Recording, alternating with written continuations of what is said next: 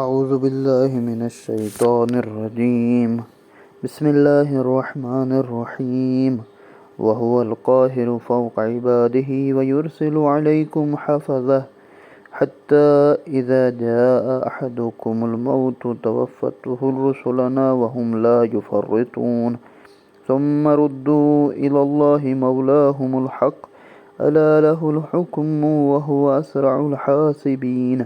قل من ينجيكم من الظلمات البر والبحر تدعونه تضرعا وخفية لئن أنجانا من هذه لنكونن من الشاكرين. قل الله ينجيكم منها ومن كل كرب ثم أنتم تشركون. قل هو القادر على أن يبعث عليكم عذابا من فوقكم أو من تحت أرجلكم أو يلبسكم شيئا ويذيق بعضكم بعث بعض انظر كيف نصرف الآيات لعلهم يفقهون.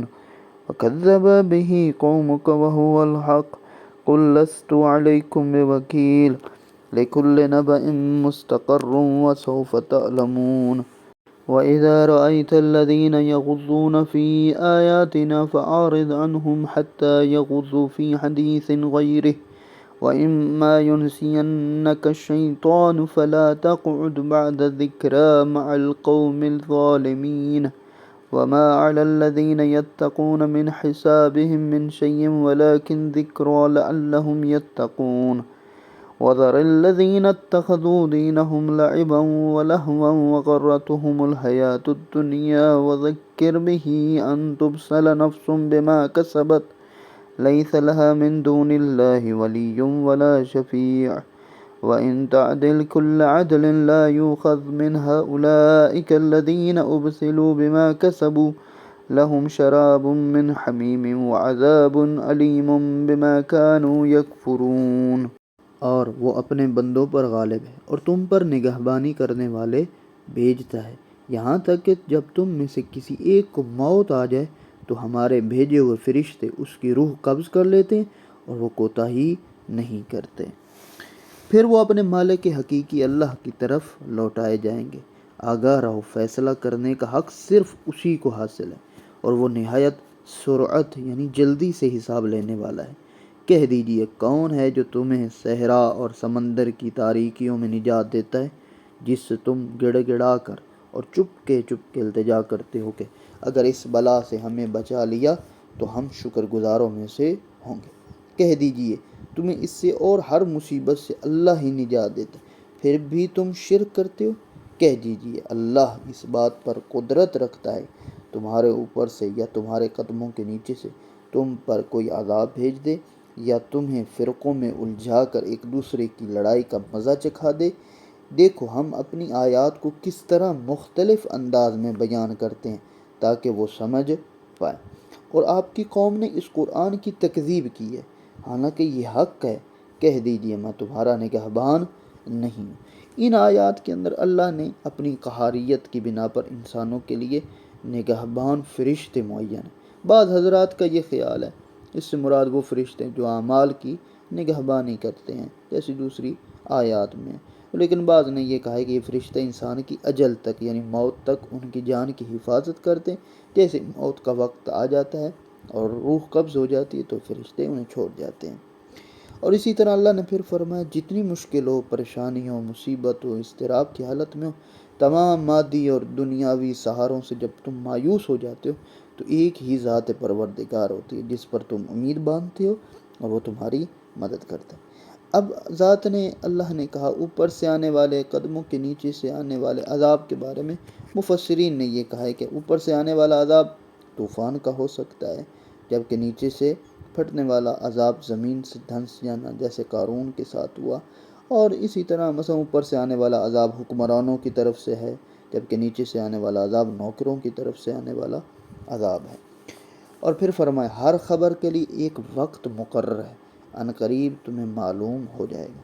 اور جب آپ دیکھیں گے کہ لوگ ہماری آیات کے بارے میں چہ گوئیاں یعنی ایسی باتیں کرتے ہیں تو آپ وہاں سے ہٹ جائیں یہاں تک وہ کسی دوسری گفتگو میں لگ جائیں. اگر کبھی شیطان آپ کو بھلا دے تو یاد آنے پر آپ ظالموں کے ساتھ نہ بیٹھیں، اور اہل تقوی ان ظالموں کا کچھ بار حساب نہیں، تو ہم نصیحت کرنا چاہیے، شاید وہ اپنے آپ کو بچا لے۔ اور اے رسول، جنہوں نے اپنے دین کو کھیل اور تماشا بنایا ہوا ہے، دنیا کی زندگی نے انہیں فریب دے رکھا ہے، آپ انہیں چھوڑ دیں۔ یہاں پر علماء نے یہ کہا، ہر خبر کے لیے ایک وقت مقرر ہے، ان قریب یہ تمہیں معلوم ہو جائے کہ جس زمانے میں یہ آیت نازل ہوئی اس کی شان نزول یہ کہ سورہ مکہ میں نازل ہو رہا تھا، اس وقت اسلام کا تصور بھی نہیں تھا، اور اللہ نے کہا کہ انشاءاللہ اسلام کا غلبہ ہوگا اور وہ ان قریب آپ تک پہنچ جائے گا۔ کبھی شیطان تمہیں بھلا دے، اس جملے سے بعض لوگوں نے یہ ثابت کرنے کی کوشش کی رسول نعوذ باللہ بھول چوک اور نسیان آئے، حالانکہ ایسا نہیں ہے۔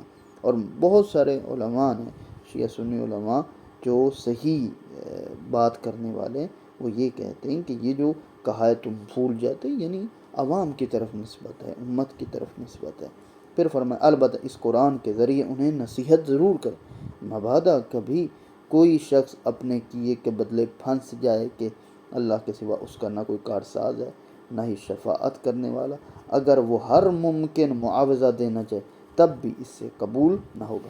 یہ وہ لوگ ہیں جو اپنے کرتوتوں کی وجہ سے گرفتار بلا ہوئے، ان کے کفر کے عوض ان کے پینے کے لیے کھولتا ہوا پانی اور دردناک عذاب ہوگا۔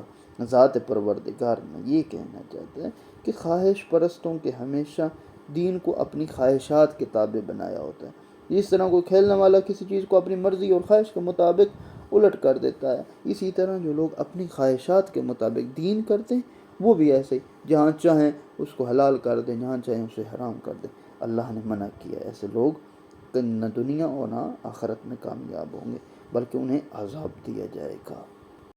قل أندعو من دون الله ما لا ينفعنا ولا يضرنا ونرد على آقابنا بعد إذ هدانا الله كالذي استهوته الشياطين في الأرض حيران له أصحاب يدعونه إلى الهدى ائتنا قل إن هدى الله هو الهدى وأمرنا لنسلم لرب العالمين وأن أقيموا الصلاة واتقوه وهو الذي إليه تحشرون وهو الذي خلق السماوات والأرض بالحق ويوم يقول كن فيكون قوله الحق وله الحكم يوم ينفخ في الصور عالم الغيب والشهادة وهو الحكيم الخبير وإذ قال إبراهيم لأبيه آذر أتتخذنا أصناما آلهة إني أراك وقومك في ضلال مبين